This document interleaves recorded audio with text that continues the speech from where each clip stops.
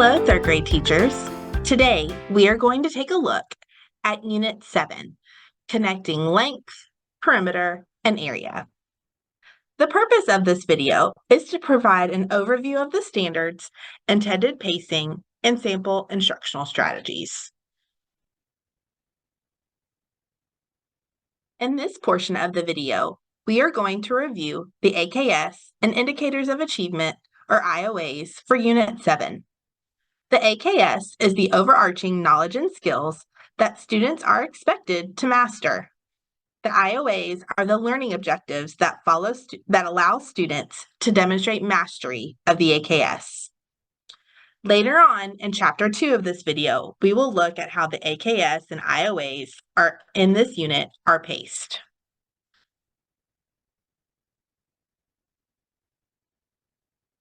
Let's take a look at third grade Unit 7, Connecting Length, Perimeter, and Area. Just a reminder, at the end of each AKS and IOAs, in parentheses, you will also see that we have included the state coding that you can reference if needed when you are searching the Georgia DOE website for additional resources. Unit 7 is our measurement unit. Students will use a ruler to measure length to the nearest half and quarter of an inch.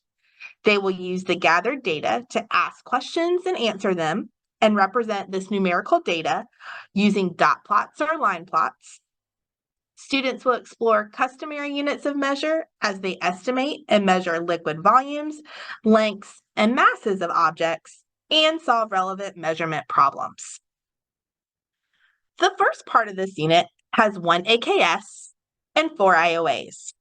Let's look at each IOA that will be taught in this unit. In IOAs 5D and 5A, students will use a ruler to measure objects to the nearest half and quarter of an inch. Students will also use the data collected to create a dot plot. This is also known as a line plot. Be sure that the rulers that you are using are only marked to the nearest quarter of an inch. Remember, dot plots are the same as line plots. They just use dots instead of X's. In IOA 5E, students will estimate and measure liquid volume, lengths, and masses of objects using customary units. Please check out the new manipulatives in your kits to help students better understand these customary units.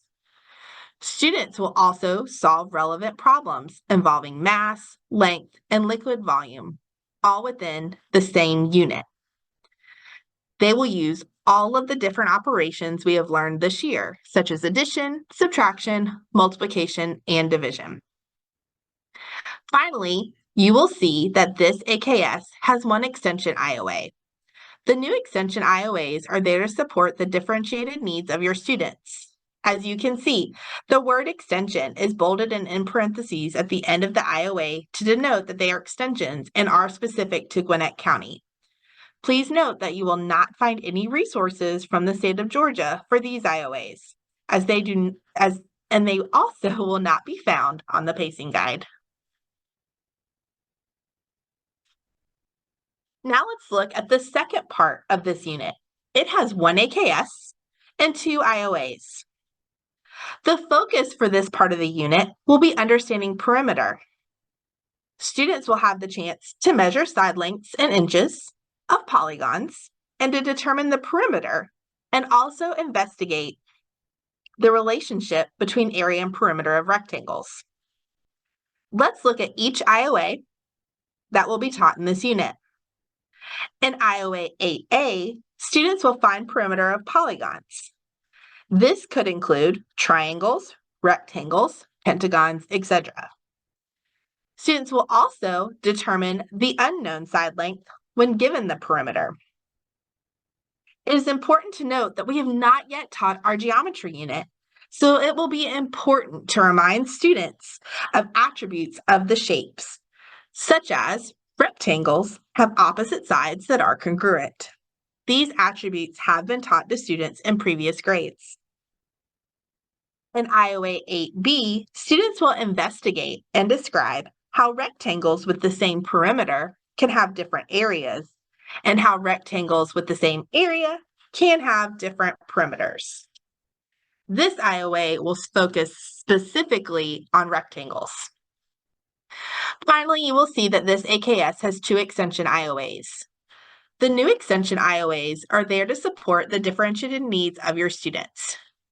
As you can see, the word extension is bolded and in parentheses at the end of the IOA to denote that they are extensions and specific to Gwinnett County.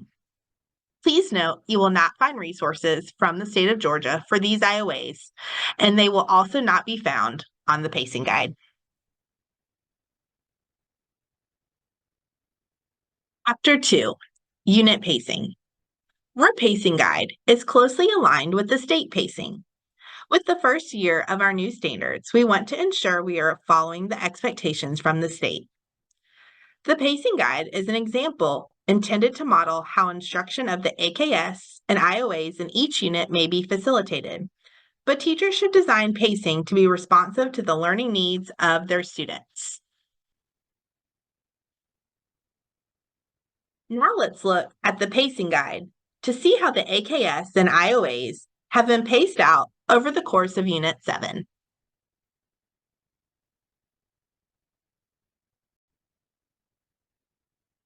Here is our third grade quarter 4 pacing guide. In this portion of the pacing guide, you see the name of the unit, the big ideas for the unit, and also the suggested pacing. Unit 7 will focus on geometric and spatial reasoning and measurement and data reasoning. The suggested pacing for this unit is 3.5 weeks. This one is a quick turnaround before your last unit of the year. In the next box, you will see the AKS and IOAs that will start the unit. Unit 7 will begin with AKS 5, IOAs 5D, and 5A. Don't forget, if you need a quick link to our Analyzing the Standards, just take a look at the blue link right here and you'll go straight to the Analyzing the Standards for AKS 5. Remember, the left column of the pacing guide will list the progression through concrete, representational, and abstract strategies. The bullets also indicate the learning objectives for that day, as well as suggested manipulatives. The right column of the pacing guide shows the instructional resources that align to the intended learning objective for each day of instruction. Some days you will see instructional resources linked for the numeracy components of a traditional teacher-led lesson. Other days you may notice a task-based lesson, which is your full numeracy block for that day. You will also see resources from the Georgia DOE website, along with lessons from Georgia Reveal, our newly adopted resource. We will begin Unit 7 with IOAs 5D and 5A for suggested pacing of 4 days. You will then move on to IOA 5E for a suggested pacing of 5 days. The unit will begin with a focus on learning how to use a ruler to measure to the nearest 1/4 of an inch. Students should only be using rulers marked in 1/4 inches. Students will use this measurement to organize the data in a dot plot or a line plot using an appropriate scale. Remember, a dot plot and line plot serve the same purpose.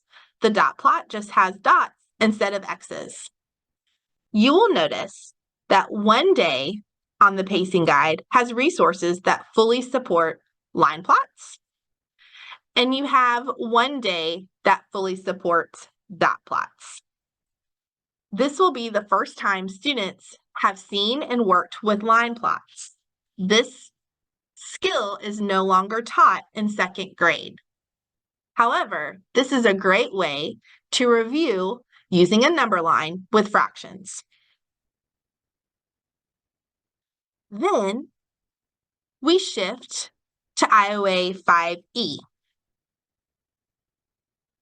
This will be where we work on understanding our customary measurement.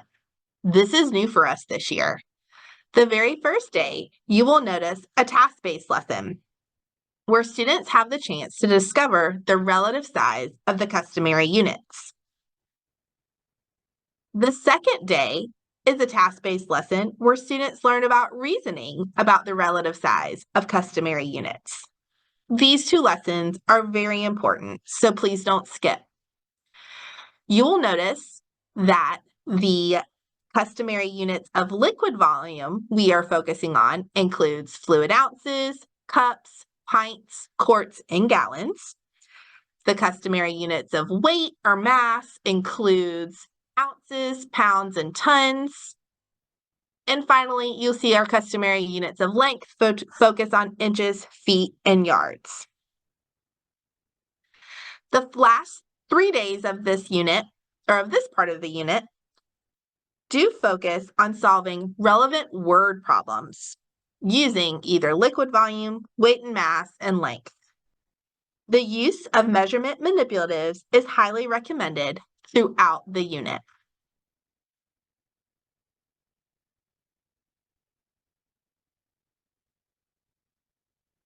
The last part of Unit 7 will focus on perimeter. Again, this link will take you to the Analyzing the Standards to take a look at AKS 8 and the IOAs of 8A and 8B. This part of the unit has a suggested pacing of 6 days. We will start off by exploring and learning about perimeter and how to find the perimeter of all polygons. Then we'll learn about finding the perimeter of a polygon when given the side lengths. You'll notice we've incorporated some Georgia Reveal lessons, some of the exit tickets, and also some Georgia DOE tasks. Then students will work to find an unknown side length when given the perimeter. This can also include all types of polygons.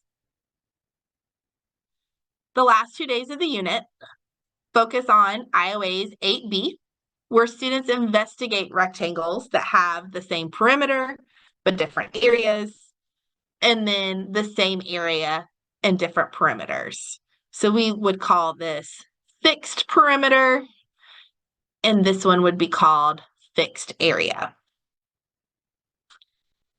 Finally, you do see a link for the Unit 7 assessment. Chapter 3, Instructional Strategies. This portion of the video will highlight specific instructional strategies that will be utilized in this unit.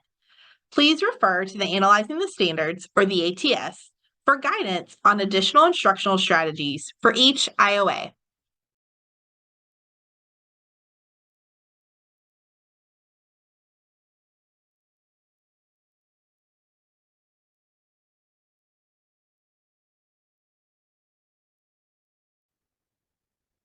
There, teachers, we're going to take a look at some instructional strategies to support AKS 5, IOA 5D. Part of this IOA deals with using rulers to measure lengths, but also using the data by making a dot plot where the horizontal scale is marked off an appropriate unit, such as whole numbers, halves, and quarters. So we're going to use this data set today to help us show a dot plot. Now, remember, a dot plot and a line plot essentially mean the same thing. They're a way to show data, and it shows the frequency of how many times these data points arose whenever we gathered our data. So whenever we are creating a dot plot or a line plot, the dot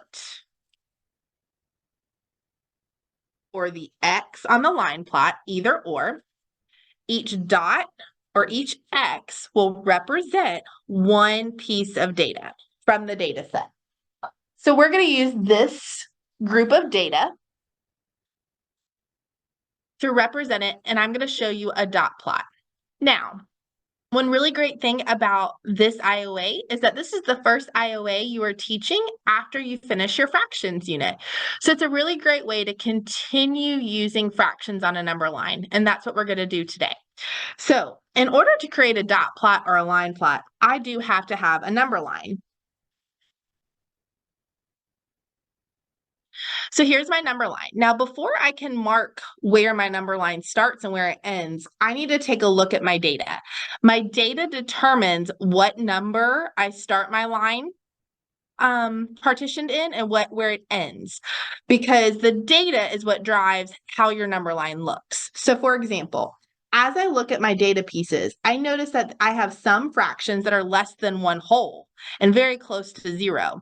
I also notice that the largest whole number I have is the number 2. So that tells me that this number line is going to go between 0 and 2. Now, again, depending on your measurements, 2 might have been the lowest measurement you had or the smallest measurement you had. And the largest measurement could have been 3. If that was the case, you would have put a 2 here and a 3 over here. Okay, so these number lines don't always have to start at 0 unless our data tells us that it needs to. Now, I'm also going to go ahead on my number line and mark off where one whole is. Okay, this is really going to help me as I partition. I really need to think about the whole each time that I'm partitioning. Okay, so now let's also take a look at the fractions in our data set. These fractions, I notice, either are halves or quarters. So that means either halves or fourths. So that means I need to make sure my number line also shows halves and fourths. Now remember, you've also already taught equivalent fractions. That's also going to come into play here. So if I'm looking at my data set, I know that fourths or quarters are smaller than halves. So I need to make sure that I've marked this entire number line in quarters. So let's start with the between 0 and 1. As I'm partitioning the number line, because I'm working with quarters, I do like to start with half, and I have 2 equal pieces. And then I'm going to cut each half in half. And now I have 4 equal intervals between 0 and 1, or I have fourths. So I'm going to mark these 1/4, 2/4, 3/4, and then I know this would be equivalent to 4/4. Okay, now the other number I'm going to go ahead and write on here, because I do notice that I have some fractions written as 1/2, and I know that 2/4 is also equal to 1/2. So I'm going to make sure I include that on my number line. Okay, so I've partitioned part of it. Notice I'm writing every fraction, not just the numbers I see in my data set. I have to make sure I include all the possible answers between 0 and 1. Now I'm going to partition my number line between 1 and 2, again in fourths. So let's break it in half and cut each half in half. So again, I'm looking between 1 and 2, and I have 1, 2, 3, 4 equal spaces. So another great chance for you to review partitioning number lines into equal parts. Now, because this tick mark is after the 1 whole, I know this is going to be 1 and 1/4. This will be 1 and 2/4, and this will be 1 and 3/4. Now, again, just like I did over here, I know that 1 and 2/4 is the same as 1 and 1/2. Okay, so I'm leaving both of those on there just in case that data was given to me in fourths. I can mark it, or in halves. I know those fractions are equivalent, or those mixed numbers are equivalent. Okay, so if I was using manipulatives, I could use red and yellow counters, I could use stacking counters, and I would place those everywhere my numbers occurred in my data set. Today, I'm just going to show you the representational piece, but also note that you could also use sticky notes on chart paper if you wanted to make an anchor chart for this, and I'll include a picture of what this could look like concretely with the stacking counters. Okay, so as I'm going through my data set, I like to work left to right. You could really do this either multiple ways, but one way I like to go through my data to make sure I don't miss anything is I start left to right and I look at the first fraction and I count how many times that fraction has reappeared in the data set. So let's first start with 1/4. I see 1/4 happens 1 time, 2 times, and that's all. It happens 2 times. So that means I need a mark at 1/4 2 times on my dot plot. So I'm going to go ahead and mark off the 2 pieces of data that I have already included on my dot plot. Now, again, we're going to have to make sure that we are keeping our dots about relative size, and the first dot should always kind of go on this invisible row, if you will. Okay. All right. So let's go to the next number in our data set. I have 1 whole. So I'm looking to see how many times just 1 whole. Now, remember, I have 1 whole here, but it's part of 1 1/2. So I have to look in between the commas. So that happens 1 time, 2 times, 3 times, 4 times is the number 1. So let's mark it 1, excuse me, 2, 3, 4.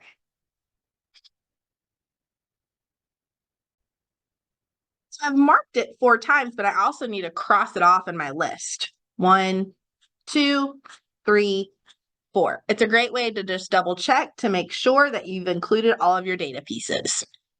Next, I have the number 2 or 2 wholes. I see that occurs 1 time, 2 times, 3 times. So I'm going to go down here. I'm going to mark it 3 times. 1, 2, 3. I'm going to mark it off. All right, next I have the mixed number 1 1/2. As I'm looking, I only see 1 1/2 occur 1 time. So I'm looking at my number line and 1 1/2 is down here. Okay. And now my last 3 pieces of data all are measurements of 1/2. So 1, 2, 3.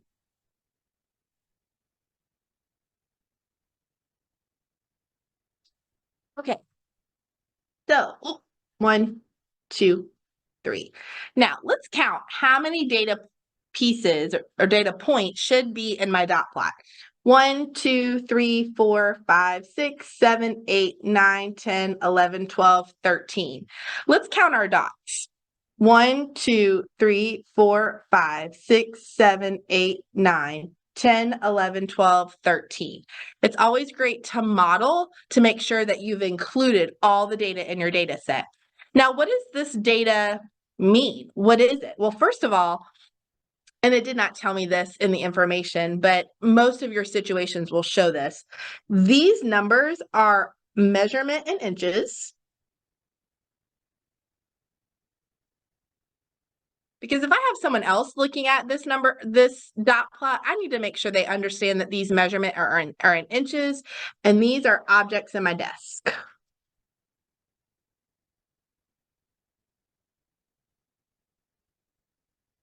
So my dot plot has a title. It also has a description at the bottom that tells me, what do these measurements mean? Well, they're measurement in inches, okay? And I know that they're of objects in my desk. Now, another piece that students might be asked about the line plot or the dot plot is which measurement is most frequent?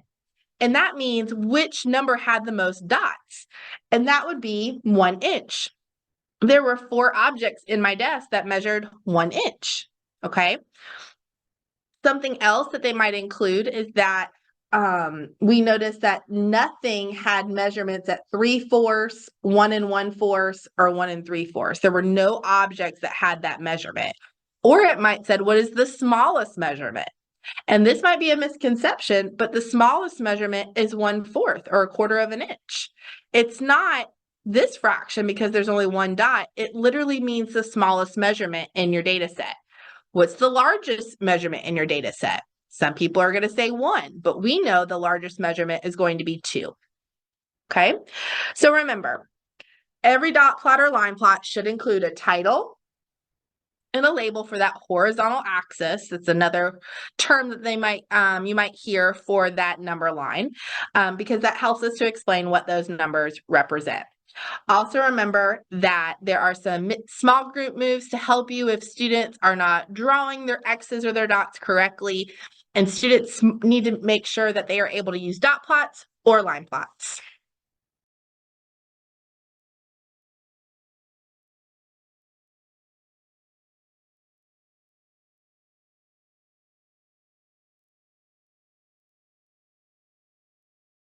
Now let's take a look at instructional strategies to support AKS 5, IOA 5E. Estimate and measure liquid volumes, lengths, and masses of objects using customary units, and also solve relevant problems involving mass, length, and liquid volume given in the same unit. Okay, before we take a look at this problem, I do want to make sure you are all aware of a few of the different things that are in your manipulative kit. And one piece is first with the liquid volumes, you have a gallon and a half gallon and a quart and a pint and a cup. So make sure you've pulled those out to do some explorations with. Lengths, we know we have our rulers. You could also use your color tiles to help represent an inch. And then finally, for your masses of objects, because we're working with the customary set, we need to make sure we can see what a pound looks like. So there are 2 of these in each of your kits. And in those kits, you will see this green piece that is equal to 1 pound. Okay. You have these 2 yellow pieces, which are each equal to 8 ounces because 8 plus 8 equals 16 ounces, which is equal to a pound. You also have these 2 4-ounce pieces. And then finally, you have 8 of the 1-ounce pieces. Now, the reason I wanted to bring up that you have 2 of these in your kit is to make you aware that in order for students to see that there are 16 ounces in 1 pound, you will need both of your kits because each kit only has 8 of the 1-ounce pieces. So you can use your bucket balances and you can show how 1 pound is equal to those 16 ounces. Or if you needed to, this does equal 8 ounces. And so you can pair your 8 ounces with 8 1-ounce pieces. But it's very authentic to use all 16 of the blue pieces. Okay. So I wanted to show you all those manipulatives because those are new for you guys. Now, the other piece of this AKS is that solving relevant problems involving mass, length, and liquid volume. Okay, so we're going to start there, and you're going to notice with some of the lessons on the pacing guide and on ecom and the resources, your students are going to be applying what they've learned with addition, subtraction, multiplication, and division to help solve these kinds of problems. So it's a really great way to review or to be able to reteach some of those pieces in small group as you see with your formative assessment. So let's take a look at this problem. A bakery is packing cupcakes in a box for a delivery. The box can hold up to 50 ounces in weight. A cupcake weighs the amount shown on the scale. If 12 cupcakes are placed in the delivery box, what will the weight of all the cupcakes be? And will it exceed the box's weight limit? So let's take a look to see what do we know in this situation. Well, we know that a box can hold up to 50 ounces. Okay. We also know that a cupcake weighs the amount on the scale. If 12 cupcakes are placed in a box, what is the weight? What will the weight of all the cupcakes be? That's the first question we need to answer. And then will it exceed the box's weight limit? That's the second question we need to answer. So we know that a box can hold 50 ounces. I need to know what is the weight of this one cupcake. I have to read the scale. So as I'm looking at the scale, I see that it's labeled in ounces, and I see that the little red line is pointing directly at the 4. That means one cupcake has a measurement of 4 ounces. Okay. But I need to know how much 12 cupcakes would weigh if 12 cupcakes were put in the box. So we're going to assume that all 12 are the exact same cupcake, right? So if I have 12 cupcakes and each cupcake weighs 4 ounces, and I'm imagining putting 12 in a box, that means I'm going to have 12 groups of those 4-ounce cupcakes, right? Because 12 cupcakes, they each weigh 4 ounces. It's going to tell me the total weight of those cupcakes. So this is a multiplication problem, 12 times 4. Well, one thing to bring up to students if they're not sure how to solve 12 times 4, because really that means 12 groups of 4, I can use the commutative property and know that this really means I'm solving 4 times 12 or 4 groups of 12. And that might be an easier way for students to solve, because one way they could solve this is repeated addition. Another way they could solve this would be using the distributive property and decomposing the 12 into 10 and 2. So if I wanted to use repeated addition, I could show 12 plus 12 plus 12 plus 12, okay? And I know 12 plus 12 is 24. Add those together and I get a total of 48. Again, if you wanted to use that distributive property and show 4 times 10 plus 2, it's the same as 4 times 10 and 4 times 2, which is 40 plus 8 or 48. Okay, remember, it would be very ineffective for students to show 12 groups of 4 and be able to add those. So that's why I use the commutative property to make that repeated addition a little bit more simplistic, but we also know that the distributive property is an appropriate way to solve too. And look, we got the same answer, okay? So just remember that this is a great time to also review those multiplication strategies. So we know that 12 of our cupcakes weigh 48 ounces. So to answer the first question, what will be the weight of all the cupcakes? So 12 cupcakes weighs 48 ounces. Great, but that's not the last part. The second part says, will it exceed the box's weight limit? Well, let's go over here. I know a box weighs 50 or can hold 50 ounces. Well, I know that 48 is less than 50. So 48 is less than 50. That means it will fit in the box. So will it exceed the box's weight limit? I would say no, because 48 ounces is less than 50 ounces. Okay, so here's one way we can solve problems involving mass. Let's take another look at instructional strategies for AKS 5, IOA 5E. And this time we're working a little bit with reasoning about the relative size of the measurement units. Okay, it is still solving some relevant problems, but we're reasoning a little bit about the size here to help us understand what this question is asking us. So this question says, if 8 ounces is the same as 1 cup, how many ounces are equal to 3 cups? Use a 2-column table to model and explain your thinking. So it tells me 8 ounces are equal to 1 cup. So if I make a 2-column table,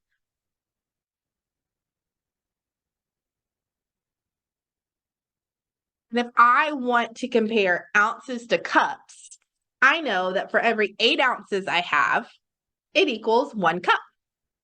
Okay, because that's what the problem tells me. Now, I'm being asked to find out how many ounces are in 3 cups. So what would it be in 2 cups? And then what would it be in 3 cups? It's almost a way to kind of relate back to like an input-output table, right? But I've got a 2-column chart to help me to see what this equivalency looks like. Because if I have 1 cup, it's the same as having 8 ounces. Now, this picture is included here just as an example of what I might use to measure a cup or 8 ounces, okay? Because students might be able to relate to this as part of that liquid volume, because they might not understand what liquid volume means, but they might be able to say, oh, I've seen that at home before when my mom or my grandma or my aunt or someone at home was cooking, and I saw them measuring using that tool, and it's a liquid volume that they were measuring. Okay, so if 1 cup is 8 ounces, How many ounces would 2 cups be? Well, that's pretty easy. I just have to double what 1 cup would be. So I would add another 8 and it would give me 16 ounces. So in 2 cups, I have 16 ounces. So let's keep going. So I know I added 8 ounces because I have another cup. What if I added 1 more cup? That means I need to add 1 more group of 8. If I add 1 more group of 8, I get 24. So 24 ounces is the same as 3 cups. So looking at my table and seeing the pattern, there's 24 ounces in 3 cups. And it does make more sense. It makes sense that there's more ounces than cups because ounces are a much smaller unit than cups. And again, getting out the manipulatives for your liquid volume and proving that at the beginning of the unit is going to be very helpful for students to be able to see how this relates. And I could keep going if I needed to, but it's very important to use those tables to help your students see the relationship and the equivalencies between some of the different customary measurements.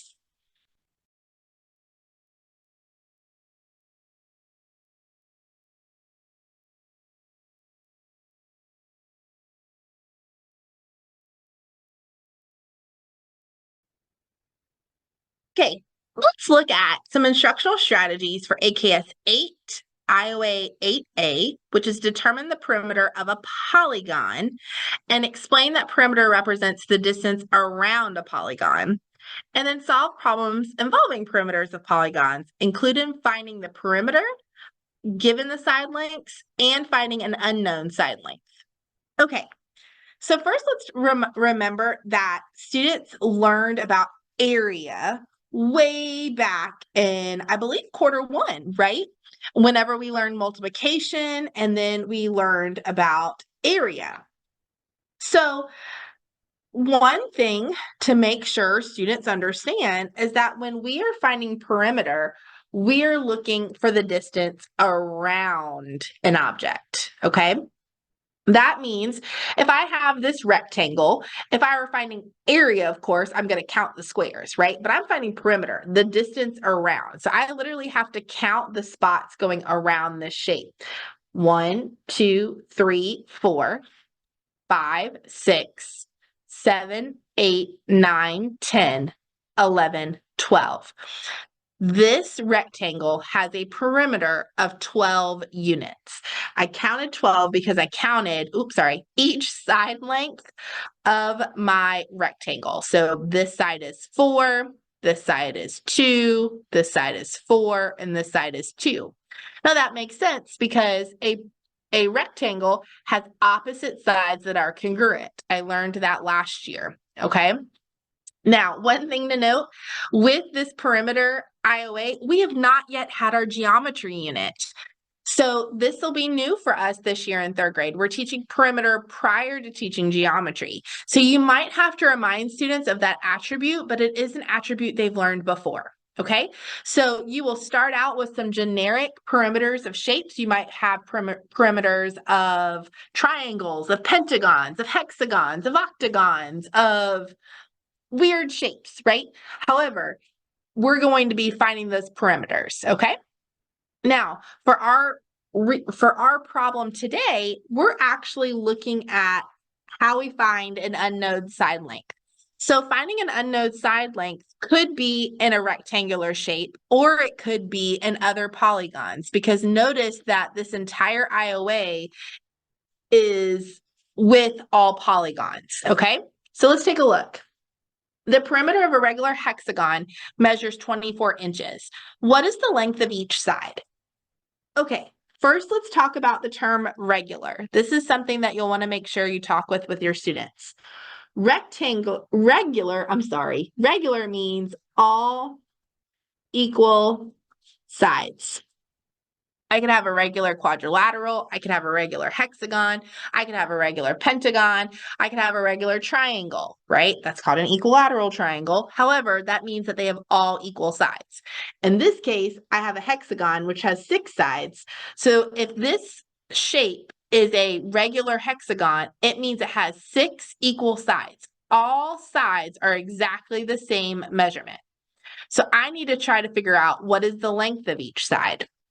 Well, I know the total perimeter. I know that the perimeter of this shape is 24 inches. Okay, but I need to figure out the length of each side. Well, remember, how do we find the perimeter if I knew the sides? Well, that would be easy. I'd add up each side, but I don't know, excuse me, I don't know any of the measurements. But remember, this is a regular hexagon. All sides are equal. That means each side has the same measurement. So I can actually divide the total perimeter of 24 inches by 6, because there are 6 sides in a hexagon, to find the length of each side. 24 is my total perimeter. I have 6 sides. I need to know how many inches are each side length. So I might know 24 divided by 6. I could write that answer. If I don't know it, I could think of it as multiplication. I could use that strategy. 6 times what is 24 to help me solve?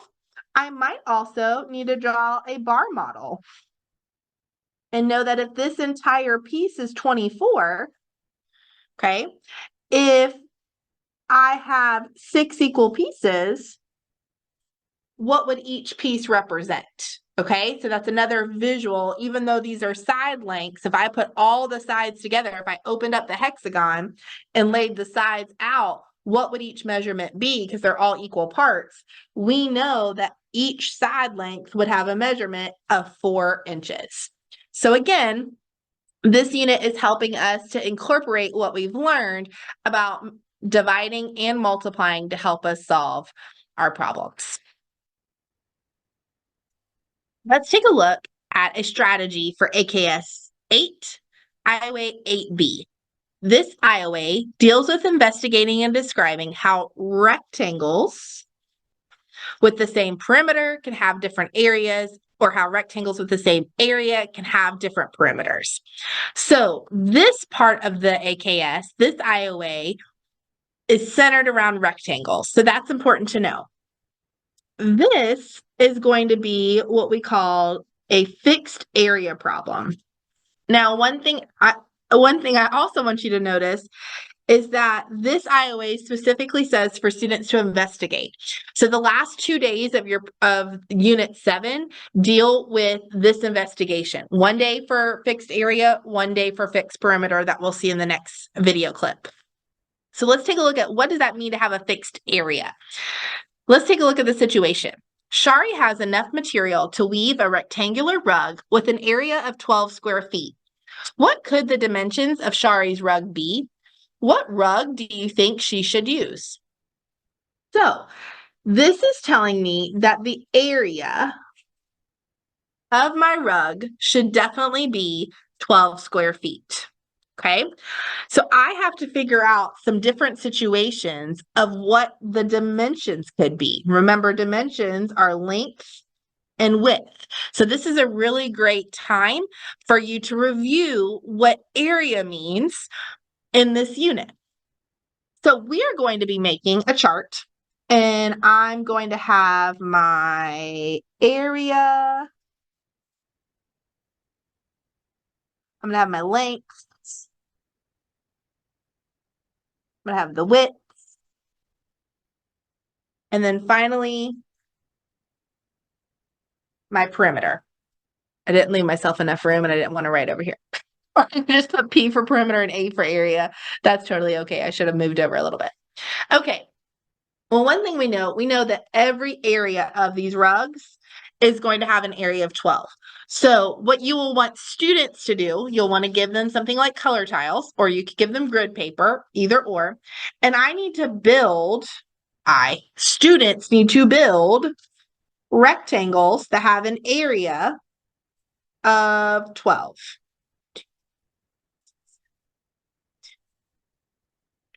Oh, you can't see the end of my rectangle. There we go. All right, I think this is 12. Let's recount. 1, 2, 3, 4, 5, 6, 7, 8, 9, 10, 11, 12. Again, a really great really great time to go ahead and review area. However, do note that students are going to start probably confusing area and perimeter. That's a common misconception we see. So here I have a rectangle that's 12 square units. And I guess I should put that here. These are square, I guess it should be square feet, but I wrote square units. And then this is just going to be units, okay? Because remember, I'm actually counting squares when I find the area. So what is the length of my rectangle? Well, the length is 12. What is the width of my rectangle? That is 1. Okay, which that makes sense because 12 times 1 is 12. Now, here is where it's a little bit different. I need to find the perimeter. And to find the perimeter, I have to add up all the side lengths. We have been practicing that in 8B. So this would be 12 plus 1 plus 12 plus 1. And I really should have made this box bigger to show you that. So when you're making this, so as students are making this anchor chart, give them lots of room for this. So to add this all together, 12 plus 1 is 13. 13 plus 13 is 26. Okay. This perimeter of this figure is 26. Wow. I wonder if the perimeter is always 26. What's a different way that I could have Shari's rug with an area of 12? So again, students should be building, exploring. I'm not using any other color tiles because I need 12. So I just have to rearrange these 12 tiles in different ways. So again, I have an area of 12. What's my length this time? Well, my length is 1, 2, 3, 4, 5, 6 is my length. And my width is 2. Again, does that make sense? Yes, because 6 times 2 is 12. But what is my perimeter? This time it's 6 plus 2 plus 6 plus 2.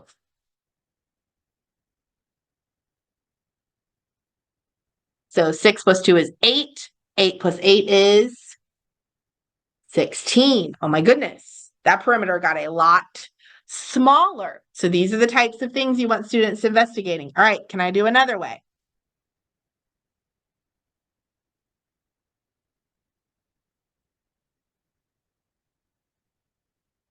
All right. I've got 12 square units. This time my length is 4. My width is 3. Does that make sense with my area? Yes. 4 times 3 is 12. I could also recount my squares. And then I'm going to add 4 plus 3 plus 4 plus 3. 7 plus 7 is 14. What do we notice about our perimeters as we're changing up? So as our length is getting smaller, our width is getting bigger, but yet the perimeter is getting smaller. So those are some of those things that we want students to investigate and describe with what is happening with their rectangles, okay? So I could build all the other options, and I'm going to show you a finished version here. All right. I'm sorry if this flying makes you dizzy. There you go. All right. So you've got all the different ways. So encourage students to leave out all the different ways that they made their rugs and then have them write all the different situations. So you'll notice here like a length of 1, a width of 12. It's going to have the same perimeter. It's just the length and the width have been flip-flopped, right? Because you've got the length of 12 this way or the length of 1 this way. Okay?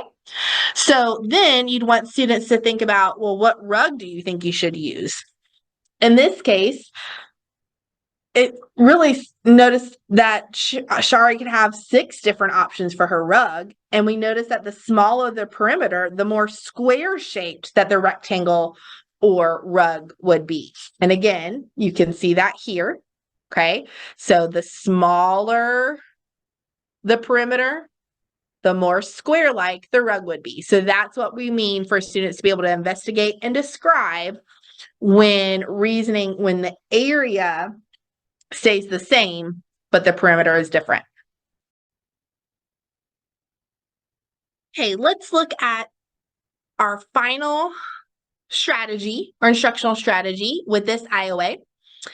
Again, this is IOA 8B, investigate and describe how rectangles, and we're focusing on how they could have the same perimeter, but different areas.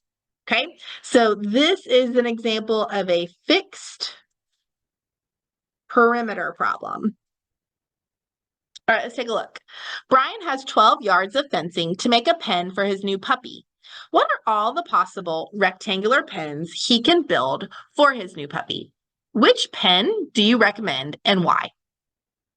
So this time, I know I have 12 yards of fencing. That's my distance around, okay? That's not how many squares are on the inside. My fencing is the distance around, okay? So kind of relating that back to fencing being the perimeter and how we find that, okay? I'm looking for all the possible rectangular pens that he could build, and then we need to talk about which one we recommend. So again, I'm going to make a table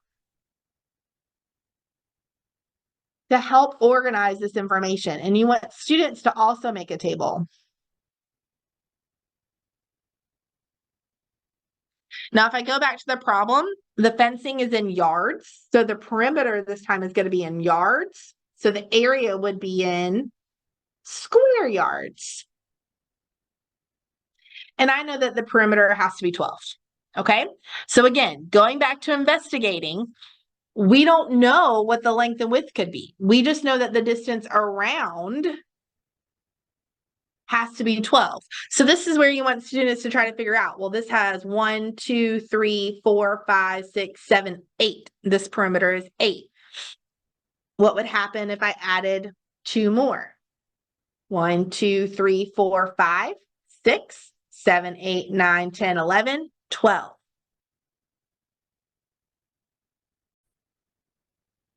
This example of a pen has a perimeter of 12. My length is 5 yards. My width is 1 yard. Okay, so think about it. How do I find perimeter? I need to add my length twice and my widths twice, right? So 5 plus 5 is 10. 1 plus 1 is 2. Add them together, I get a perimeter of 12 yards. Well, what's the area? Well, remember, one way I could find the area is just counting the squares, or I know I can multiply the length and the width. So my area is 5 yards. Would you want a puppy to play in a pen that looks like this? I can just see this puppy running back and forth. It might not be very helpful for that puppy. He might get bored with just running back and forth. I wonder what's another way. So this is where the students really have to try to figure out some of the different ways to try to make 12. So they really need to do some trial by error, okay? But here's another option we would hope they would find. If I have this perimeter of 12, let's see, does it have a perimeter of 12? Let's count. 1, 2, 3, 4, 5, 6, 7, 8, 9, 10, 11, 12. It does. My length is 4 and my width is 2. Okay, so to find this area, again, I could count my squares, 2, 4, 6, 8. So this pen has an area of 8. Ooh, I like this pen a little bit bigger. It seems to have a bigger area for the puppy to play. A final example for students to see would be this square. It has 12 as a perimeter. Let's check. 1, 2, 3, 4, 5, 6, 7, 8, 9, 10, 11, 12. So this has a length of 3 and a width of 3. So what is my area? My area is 9. So which of these options would we want the dog to have? Probably we'd want him to have this area and this pen because it has the largest area. But notice that all of our options had the same exact perimeter. So when Brian goes to the store to buy all the stuff for his fencing, he already has the fixed amount. These are 3 different options that he could use. So again, Here's an example of some student work. It'd be really helpful for students to label what the length and the width are and have them to leave that work out as they make this table so they can see all the different puppy pens, and then you can also see how they're solving for their perimeter. So we hope that your students enjoy investigating and describe this relationships between areas and perimeter. So, which strategy? In mathematics, the emphasis is on the reasoning and thinking about the quantities within mathematical contexts. Specific mathematics strategies for teaching and learning are not mandated by the Georgia Department of Education or assessed on state or federally mandated tests.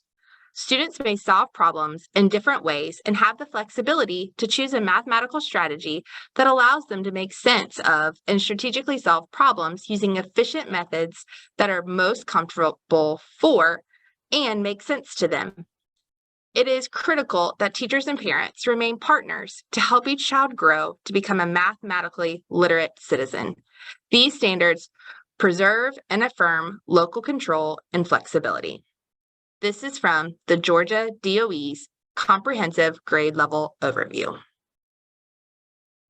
Thanks again. We appreciate you watching.